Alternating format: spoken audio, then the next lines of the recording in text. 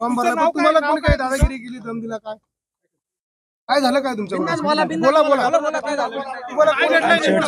तुम्हाला कोणी मारलं? हे मारलं मला नाही सांगता येत. तुम्हाला कोणी मारलं? मला नाही सांगता मारलं की नाही? पण मारलं की नाही? चष्मा तुटलाय, मारलं आहे की तुम्हाला? नाही? शर्टच्या गुंड्या पडल्या. शर्ट कोणी? मला नाही सांगता येत. आता अर्ज मागे घेतलाय का काय? नाही अजून. तुमच्यावर काही दबाव येतोय कुणाचा? तुम्ही कुठले? तुम्ही कुठले? कोण करताय? कोपरगाव. कोपरगावचे आहात. तर तुम्ही अर्ज भरला होता का? हो. बरं, मग निवडणूक तुम्ही लढवणार की नाही लढवणार आहे? लढवणार. हा. पण मग काय झालं नेमकं इथे? काय घटना घडली? काय नाही, फक्त शर्टच्या कोणी शर्ट केलं? वाढला. कोणी केलं? कोणी मला नाही सांगता येत. तर किती लोक होते? असं आलं. तुमचा कोणावर आरोप आहे? कोणाचं नाही. हे तुम्ही कोणाशी चर्चा पण करत होता? एका उमेदवाराशी बोलत पण होता तुम्ही मग? होतो ना. हा, मग काय झालं? ते काय संवाद होता? काही नाही, आमचं चालू आहे. हा, आपण काय? चालू आहे? कशावरून उमेदवारी अर्ज?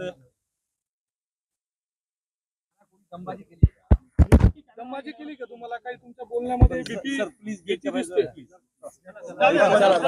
आज उमेदवारी अर्ज दाखल करण्याचा शेवटचा दिवस होता आणि मी या ठिकाणी माझे काही डॉक्युमेंट पूर्तता किंवा काही इतर कामानिमित्त आलो होतो उमेदवार म्हणून, आणि आमच्या अशा लक्षात आलं की या ठिकाणी अपक्ष उमेदवारी भरलेल्या एका उमेदवाराला त्या ठिकाणी धक्काबुक्की हेळसांड त्याच्याबरोबर होत आहे, आणि म्हणून आयुक्त कार्यालयात अशा पद्धतीची घटना घडतीये. म्हणून आम्ही देखील म्हटलं की इथं उमेदवारांनाच जर आश्रय नसेल तर सर्वसामान्य मतदारांचं काय, आणि लोकप्रतिनिधीच जर अशा पद्धतीने वागणार असेल ते निश्चितच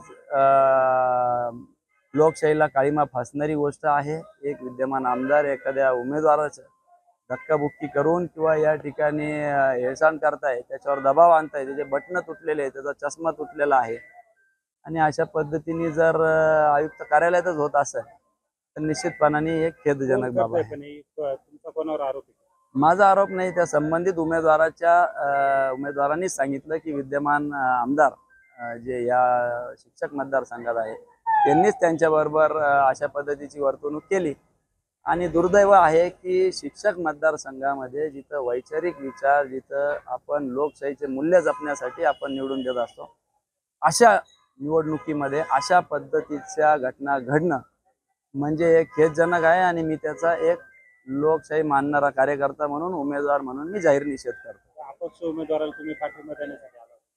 नाही, मी माझ्या कामानिमित्त आलो होतो, पण माझ्या समोर जर असा अन्याय होत असेल तर अन्याय सहन करणारा हा अन्याय करणाऱ्यापेक्षा जास्त दोषी धरला जातो, आणि माझ्या समोर ते बघवलं नाही म्हणून मी सांगितलं की अशा पद्धतीची वर्तणूक देऊ नका त्या उमेदवाराला. तोही एक उमेदवार आहे. त्याला सुरक्षेची मागणी आपण केली. हा, मी आता अर्थातच सगळ्यांना सुरक्षा दिली पाहिजे याच्यामध्ये, नाही तर लोकशाहीमध्ये तर असं दडपशाही दबाव तंत्रच्या माध्यमातून असे उमेदवारी अर्जच भरणार नाही मग लोक.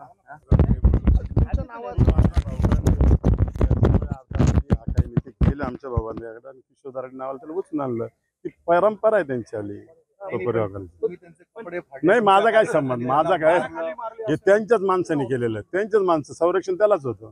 हे जे काही केलं, जे कोपरगावून जे लोक आणले त्याला बॉडीगार्ड म्हणून त्याला गाडी टाकून आणलं, हे सगळं त्यांनी केलेलं प्रकार. आमचा करायचं काय प्रकार बोललेंनी. तुमच्या नावाचं आता माझ्या नावाचा काही संबंधच येत नाही त्याच्याशी. मी कशाला करू? माझा फॉर्म भरत होतो. असले दोन लोक असं म्हणतात की नाही, दरम्यानच्या माणसाला आमचेच लोक सांगतात त्यांच्याच माणसाने मारलं. आमच्या माणसाने मारलं त्यांचं नाव किशोर दराडे, तुमचं नाव किशोर दराडे, त्याला त्यामुळे काय? तुम्ही ऑब्जेक्शन नाही, मी ऑब्जेक्शन घेतलंच नाही. मी ऑब्जेक्शन घेतलं नाही, भेटलो नाही, काहीच नाही. माझा फॉर्म भरण्याची प्रोसेस माझी चालू आहे. ते आता तुमच्या विरोधात तक्रार करायला पोलीस स्टेशनमध्ये गेले. चांगली गोष्ट आहे, आनंद आहे, स्वागत आहे. मी काही केलंच नाही. नाही, मी काही केलंच नाही, माझा काही संबंधच नाही. हो, नाही नाही नाही, खाली तो येत होता बाबंदासने, आम्ही दोघं खाली आलेलो आहे. अर्ज भरल्यानंतर देखील तुम्ही बराच वेळ तिथे अर्ज भरला मी माझा. हो, त्यानंतर पण तुम्ही बराच वेळ परत एक अर्ज भरलेला होता मी, माझी प्रोसेस चालू होती, त्याच्यासाठी काही मी थांबलेलो नव्हतो. तुमच्यावर आरोप केलेले आहे त्या संबंधित तुम्ही त्यांना दमदाटी वगैरे करा. नाही, कोल्ह्यांना पाहिलं, ते 72 पासून आमदार आहे, त्यांना ती सवय आहे लोकांना दम देण्याची, दादागिरी करण्याची, दहशत निर्माण करायची. जरांना मत नाही दे, मला मत नाही दिलं तुमचं ऊस नेणार नाही, तुम्हाला नोकरी करणार, हे त्यांचे आरोप पहिल्यापासून आहे. जग जाहीर आहे, मी सांगायची काय गरज नाही. ज्या गाडीत त्यांना आणलं त्या गाडीवर ती कोल्ह्यांची गाडी स्टिकर आहे स्टिकर पाठीमागे. नाही. तुमचा कार्यकर्ता आहे आणि तो हे स्टिकर त्यांनी बनवले आणि लावले. हे इतके हुशार आहेत राजकारणात, ते लय पक्के आहेत. ते आमच्यापेक्षा, हा, तो आमच्याच नावाचा, हा, त्याचाच प्रचार चालू केला ना त्यांनी.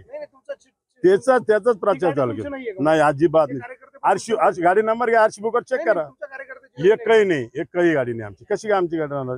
तुम्ही त्या गाडी नंबर घ्या, आरसी बुक चेक करा. ज्या पद्धतीनं ते तिथे असताना तुमचा उमेदवारी अर्ज भरला, तुम्ही परत गेला आणि त्यांच्याच सोबत दिसताय. नाही ज्या वेळेला कोल्हे गेले त्यावेळेला तुम्ही त्यांच्या सोबत नाही, कोहली आता आले. कोहली आता माझं फॉर्म भरायची प्रोसेस चालूच होती. मंत्री महोदयांनी आम्ही फॉर्म भरला, माझी एक सही राहिली, तुम्ही सही करण्यासाठी वर गेला आणि त्या तुमच्यावर मारहाणीचा आरोप करताय, तुम्ही त्याला मारहाण केली. अजिबात तिने तुमच्या मीडिया समोर सांगितलं मला कोणी मारलं, कोल्याच्या माणसाने मारलं, पण मी नाव सांगू शकत नाही असं त्यांनी स्पष्ट सांगितलं ना. अजिबात भाऊबंदावर कुठे तक्रार करत असतात ते आज 50 करू दे, मला काय अडचण, मी काही केलंच नाही त्यांना. काय